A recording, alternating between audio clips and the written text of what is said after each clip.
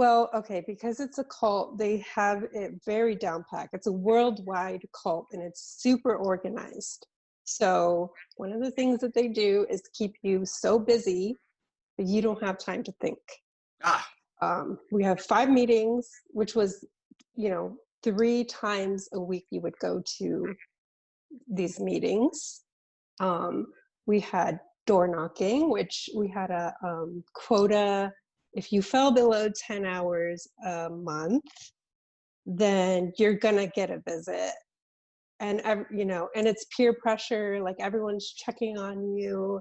If you're missing meetings, if you're missing what they call service door knocking, so it's a lot of pressure to keep on yeah. that hamster wheel. And that hamster wheel, besides your family obligations, your work obligations, your own taking care of yourself obligations, keeps your mind off of the cognitive dissonance that you're having, because you are having cognitive dissonance throughout. There's definitely things throughout the years that I was like, something's wrong. But it's like the game of Jenga.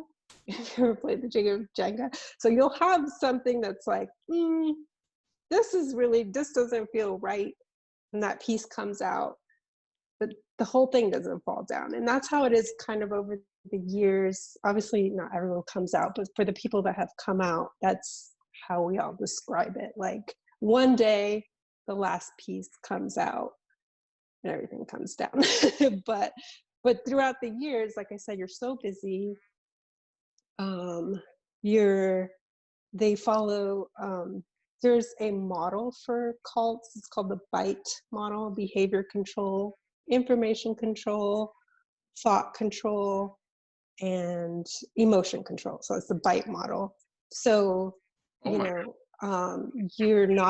you're told over and over again, like, don't look at outside sources because Satan, is twisting things. So between being so busy and like literally not looking at outside sources, it's very hard for them to come out mentally, you know.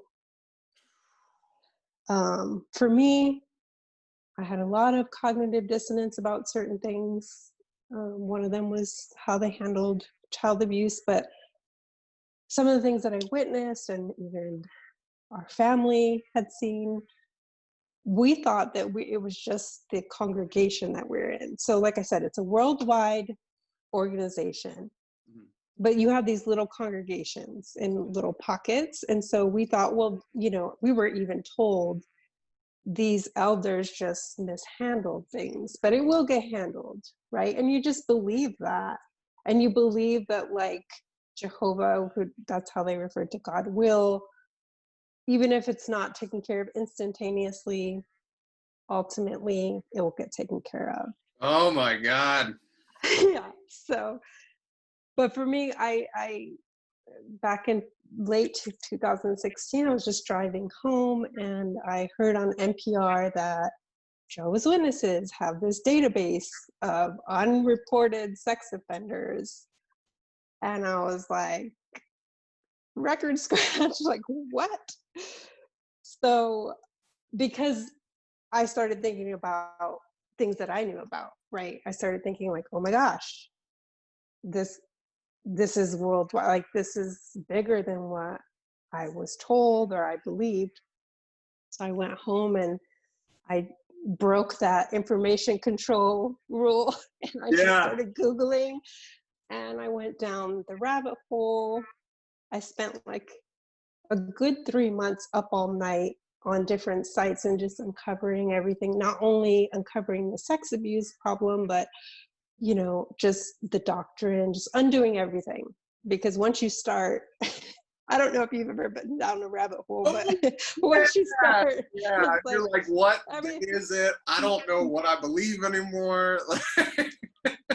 yeah, For exactly. wow.